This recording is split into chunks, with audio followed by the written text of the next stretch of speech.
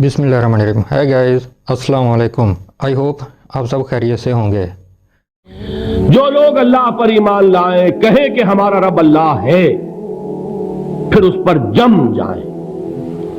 ان پر فرشتوں کا نزول ہوتا ہے. نہ کوئی غم کرو نہ خوف، خوشیاں مناؤ جنت کی جس کا تم سے وعدہ کیا گیا تھا.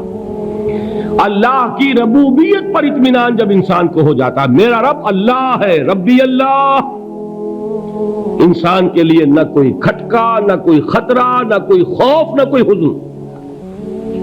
جو کچھ ہو رہا ہے کس کے اذن سے ہو رہا ہے؟ اللہ کے اذن سے. اللہ کے اذن کے بغیر پتہ تک نہیں ہلتا. یہ کوئی اندھا بہرا مادہ نہیں ہے جس سے مجھے کوئی خوف ہو. اندھا بھینسا چلا آ رہا ہو اس سے تو ڈرنے کا ہر انسان کو ڈرنا چاہیے، نہ معلوم کس کو ٹکر مار دے. لیکن نہیں، اس کائنات کو چلانے والا ایک سمیع و بصیر خدا ہے. وہ جو میرا دوست ہے، میرا ولی ہے. اللہ ولی الذین آمنوا یخرجہم من الظلمات الی النور. اللہ اہل ایمان کا ولی ہے، ساتھی ہے، پشت پناہ ہے، مددگار ہے، حمایتی ہے. بتائیے جسے یقین ہو جائے کہ اللہ میرا مددگار، اللہ میرا محافظ، اللہ میرا پشت پناہ، اللہ میرا حمایتی، اس کے لیے کوئی خوف ہوگا؟ اس سے کوئی ڈر ہوگا؟ میں مثال دیا کرتا ہوں ایک بہت سادہ پنجاب کے دیہات کی. وہ بڑا چودھری ہے اور کوئی غریب کسان ہے. اس غریب کسان کے جانوروں کو ہر وقت اندیشہ ہوگا چوری کا. کوئی میری بھینس کھول کر نہ لے جائے، کوئی میرا بیل کھول کر نہ لے جائے. لیکن جس کے بارے میں یہ سب کو معلوم ہو کہ وہ جو بڑا چودھری ہے وہ اس کا دوست ہے، اس کی بچیا کو کوئی خوف ہوگا؟ اس کی بھینس پر کوئی ہاتھ ڈالے گا؟ اسے کوئی اندیشہ ہوگا؟ نہیں. کیوں؟ کہ وہ بڑا چودھری، بڑا اس کا یہاں کا سردار، جاگیردار، سب کو معلوم ہے وہ میرا دوست ہے، کوئی میرے خلاف اقدام نہیں کر سکتا. اس دنیا میں یہ چھوٹی سی بات اگر آپ کے دلی اطمینان اور سکون کا باعث بن سکتی ہے تو ذرا تصور کیجئے. میں لفظ تصور استعمال کروں گا صرف اس لیے کہ اس کا ہم جس کو کہتے ہیں ادراک اور شعور کر نہیں سکتے، اگر کے ساتھ کر سکتے. اگر یقین ہو کہ اللہ میرا مددگار اور یقین ہو کہ اللہ ہر آن میرے ساتھ ہے، پھر کوئی خوف؟ کس کا خوف؟ کوئی شے اللہ سے بالا تر ہے؟ کوئی قوت اس سے زیادہ طاقتور ہے؟ کوئی اس کے ارادے کو بدلنے والا ہے؟ کوئی اس کی مشیت کے آڑے آنے والا ہے؟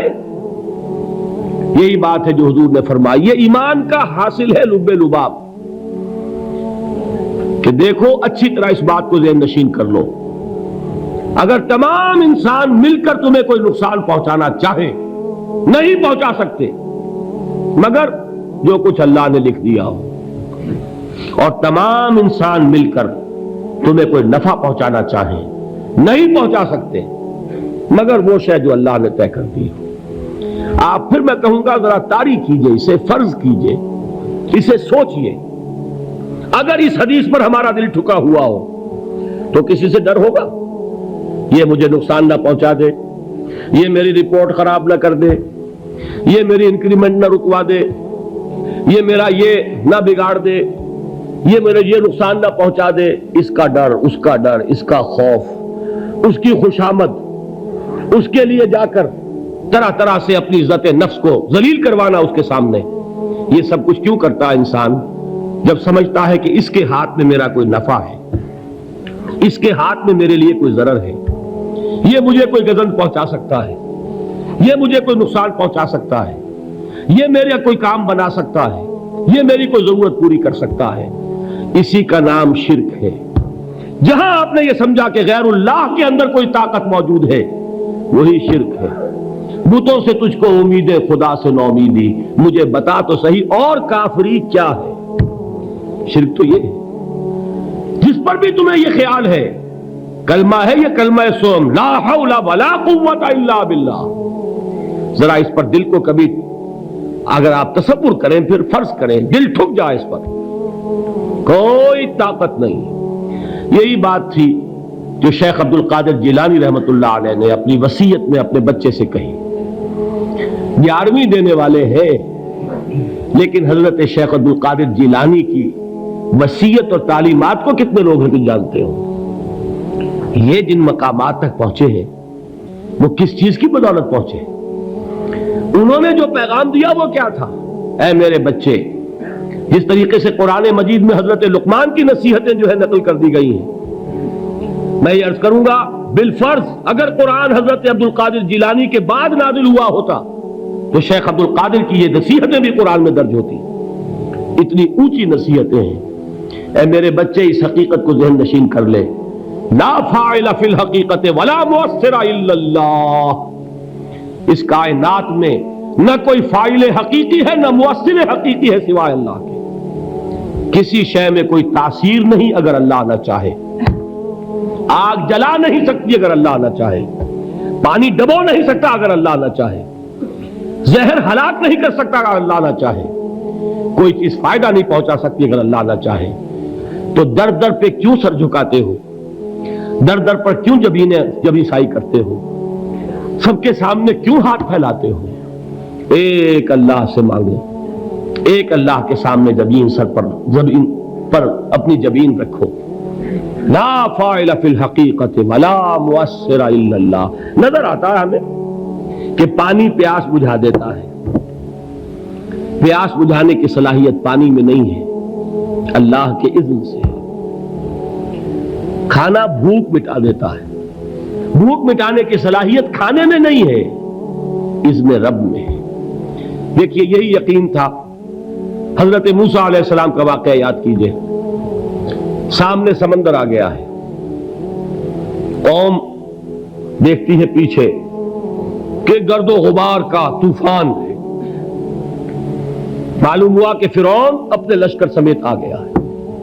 لشکر جب چلتا تھا تیز رفتاری کے ساتھ تو گرد و غبار کا جو طوفان اٹھتا تھا اس کا تصور کیجیے، اور لمحہ بلمحہ وہ قریب آ رہا ہے۔ پوری قوم نے کیا کہا؟ اے موسیٰ انا لمدرکون، اے موسیٰ ہم تو پکڑے گئے۔ قرآن مجید نے تو یہاں وہ باتیں نہیں لکھی ہیں، لیکن تورات میں یہ درج ہے کہ بنی اسرائیل جھگڑنے لگے، دست و گریبان ہو گئے موسیٰ کے ساتھ۔ موسیٰ ہمیں یہاں مروایا لا کر، اس سے تو ہم ہی بہتر تھے، وہاں کھانے کو ملتا تھا، زندگی تو تھی، بیگار ہم کر رہے تھے، موت تو نہیں تھی۔ اب جو کچھ ہوگا اس کا تصور کرو، جس طریقے سے ہمارے ٹکڑے اڑائے جائیں گے۔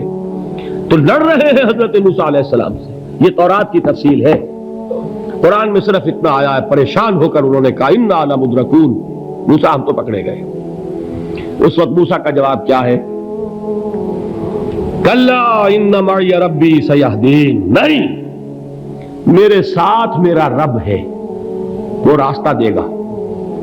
بتائیے کہاں راستہ نظر آ رہا ہے؟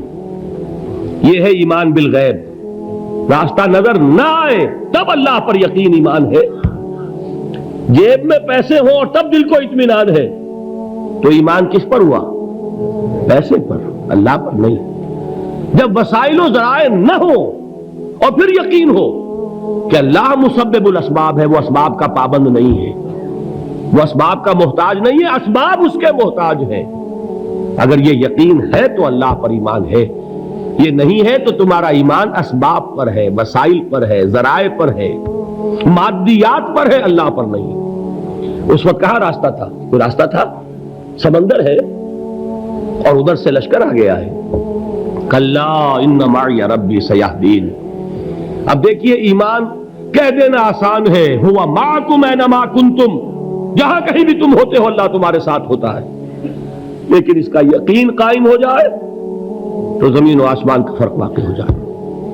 یہی بات ہوئی حضور کے ساتھ۔ غار ہے، چھپے ہوئے ہیں محمد رسول اللہ اور آپ کے وہ یار غار ابو بکر صدیق رضی اللہ تعالی عنہ۔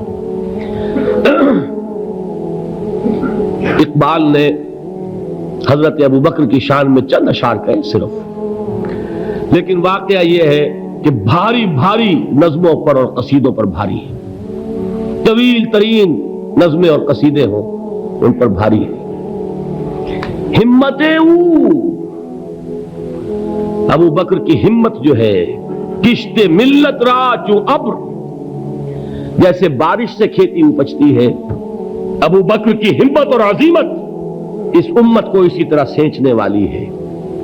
ثانیے اسلام و غار و بدر و قبر، وہ دوسرے تھے اسلام میں، دوسرے پہلے کون تھے؟ انا اول المومنین، حضور فرماتے سب سے پہلا ایمان لانے والا میں، دوسرے ابو بکر۔ ویسے ہمارے ہاں یہ چلتا ہے اختلاف، حضرت علی پہلے ہے کہ حضرت ابو بکر پہلے ہے، لیکن اس میں بڑی خوبصورت تطبیق قائم کی ہے علماء نے، اور بہت صحیح ہے۔ چار کے بارے میں فیصلہ ہی مت کرو کہ کون پہلے ہے، ان کی ایک عجیب تقسیم کر دی ہے۔ آزاد مردوں میں، بالغ مردوں میں سب سے پہلے ابو بکر، بچوں میں سب سے پہلے علی، خواتین میں سب سے پہلے خدیجہ، اور غلاموں میں سب سے پہلے زید بن حارثہ۔ بڑی پیاری تقسیم ہے، یہ چاروں ہی پہلے ہیں، ہر ایک کے لیے اولیت ہے۔ اور واقعہ یہ ہے کہ اگر زمانی اعتبار سے تعین ہوگا تو پہلے خدیجۃ الکبریٰ آئیں گی رضی اللہ تعالی عنہ۔ کسی اور سے بات کرنے کی نوبت بعد میں آ سکتی ہے، پہلے تو اہلیہ محترمہ سے بات ہوئی، آتے ہی پہلی وحی ہوئی ہے، ابھی تبلیغ کا حکم نہیں تھا۔ کس کو بتایا واقعہ؟ ابھی اپنی نبوت کی تبلیغ کا تو حکم ہی نہیں آیا۔ واقعہ کس کا ہے؟ وہ خدیجہ کا ہے۔ جب کہا ہے کہ خشیت علی نفسی، مجھے اپنی جان کا اندیشہ ہے، تو کیا جواب دیا خدیجہ نے رضی اللہ تعالی عنہا؟ وہ صدیقۃ الکبریٰ ہے۔ صدیقات جو ہے خواتین، ان میں چوٹی پر خدیجۃ الکبریٰ ہے رضی اللہ تعالی عنہا، اور صدیق جو مرد ہیں ان میں صدیق اکبر ہے ابو بکر صدیق رضی اللہ تعالی عنہ، لیکن صدیقات میں چوٹی پر۔ جب حضور نے فرمایا خشیت علی نفسی، کیا فرمایا؟ کیا عرض کیا؟ کیسے تسلی دی؟ نہیں نہیں، اللہ آپ کو ضائع نہیں کرے گا، آپ غریبوں کے ہمدرد ہیں، آپ مساکین کے تکالیف رفع کرنے والے ہیں، آپ بیواؤں کی سرپرستی کرتے ہیں، آپ مسافروں کی خدمت کرتے ہیں، اللہ آپ کو ضائع نہیں کرے گا۔ یہ یقین ہے اس خاتون کے اندر۔ خیر وہ ایک علیحدہ بات ہو جائے گی۔ میرے دل پر حضرت خدیجہ رضی اللہ تعالی عنہ کی شخصیت کا بڑا گہرا نقش ہے، جو وہ کوئی اور ہی وقت اور موقع ہوا تو بیان ہوگا۔ بہرحال اقبال نے ایک مصرے میں جو چار اولیتیں جمع کر دی ہیں، ہمت او کشت امت را چو ابر، ثانی اسلام و غار و بدر و قبر۔ اسلام میں حضور کے بعد پہلے کون؟ ابو بکر۔ غار میں حضور کے ساتھ کون؟ ابو بکر۔ بدر کی رات اللہ کا رسول سر بسجود، وہ گھاس پھوس کی جو جھوپڑی بنائی گئی تھی، اور وہاں تلوار ننگی لے کر پہرا دینے والا کون؟ ابو بکر۔ اور اس حجرہ عائشہ میں محمد کے بعد سب سے پہلے دفن ہونے والا کون؟ ابو بکر رضی اللہ تعالی عنہ صلی اللہ علیہ وسلم۔ وہ جو معاملہ میں سنا رہا تھا غار ثور کا، حضرت ابو بکر بھی حضور کے خیال سے لرز گئے ہیں۔ آپ کو یاد ہوگا کہ جا کر پہلے تمام جتنے سوراخ تھے انہیں بند کیا ہے، ایک سوراخ رہ گیا تھا جس کو بند کرنے کے لیے کوئی کپڑا نہیں تھا، وہاں اپنی ایڑی رکھی ہے، تب کہا ہے حضور سے تشریف لائیے، اور اپنے زانو پر حضور کو لٹایا ہے، اور وہاں کسی موذی جانور نے کاٹا ہے، حضور کی آنکھ لگ گئی تھی، اس وقت اس بل کے اندر جو بھی بچھو ہے کیا ہے واللہ عالم، اس نے کاٹا ہے، اس کی تکلیف کی وجہ سے ابو بکر کی آنکھوں سے آنسو ٹپک گئے، حضور کے چہرے مبارک پر پڑے ہیں، تو حضور جاگے ہیں، معاملہ کیا ہے؟ ایڑی نہیں ہٹائی وہاں سے، مبادا وہ جانور وہاں سے نکل کر محمد الرسول اللہ کو کوئی گزن پہنچا دے، ابو بکر کی ایڑی ہے، جس طرح چاہے کھا لے، ختم کر دے، جان نکل جائے تب کوئی آنچ آئے، محمد پر تو آئے، لیکن جیتے جی نہیں۔ وہ ہے ابو بکر۔ حضور کے خیال سے اس وقت حضور نے پھر اپنا لعاب دہن لگایا ہے، اور اس سے پھر آپ کی تکلیف ختم ہوئی۔ جیسے خیبر میں حضرت علی کی آنکھ دکھ رہی تھی، اس کو جو شفا حاصل ہوئی ہے وہ بھی حضور کے لعاب دہن سے ہوئی. تو بہرحال اس وقت انہوں نے کہا ہے کہ اے نبی یا رسول اللہ، اگر اس وقت ان میں سے کسی نے غیر ارادی طور پر بھی اپنے قدموں کی طرف جھانک لیا تو پکڑے جائیں گے. کیا جواب تھا اللہ کے رسول کا؟ لا تحزن ان اللہ معنا. اللہ ہمارے ساتھ ہے، کیوں گھبراتے ہو ابو بکر؟ یہ ہے ایمان باللہ. میرا مالک اللہ، میرا رازق اللہ، میرا محافظ اللہ، میرا مددگار اللہ، میرا پشت پناہ اللہ، میرا دوست اللہ. یہ دوستی ہے اللہ کی جو لب لباب ہے، حاصل ہے ایمان کا. اسی کا نام ولایت ہے. اولیاء اللہ کے سروں پر سینگ نہیں ہوتے. جس کے دل میں ایمان راسخ ہو چکا ہو وہی اللہ کا ولی ہے. جسے اللہ پر یقین ہو چکا ہے وہی اللہ کا ولی ہے. جسے یقین ہے اللہ میرے ساتھ ہے، میرا مددگار، میرا پشت پناہ، میرا ساتھی، میرا دوست، میرا محبوب، میرا محب. اللہ اہل ایمان سے محبت کرتا ہے. واللہ یحب الصادقین. ان اللہ یحب الذین یقاتلون فی سبیلہ صفا کانہم بنیان مرصوص. اللہ محبت کرنے والا، اہل ایمان محبوب، اور اہل ایمان محبت کرنے والے اللہ محبوب. والذین آمنوا اشد حبا للہ. آپ تصور کیجئے جسے یہ رشتہ ایمان یا رشتہ ولایت حاصل ہو جائے، الا ان اولیاء اللہ لا خوف. یہ تھی آج کی ویڈیو. انشاءاللہ ایک نئی ویڈیو لے کر پھر دوبارہ حاضر ہوں گا. پلیز جانے سے پہلے میرے چینل کو سبسکرائب کر دیں، میری ویڈیو کو لائک اینڈ شیئر کر دیں. السلام علیکم. اللہ حافظ.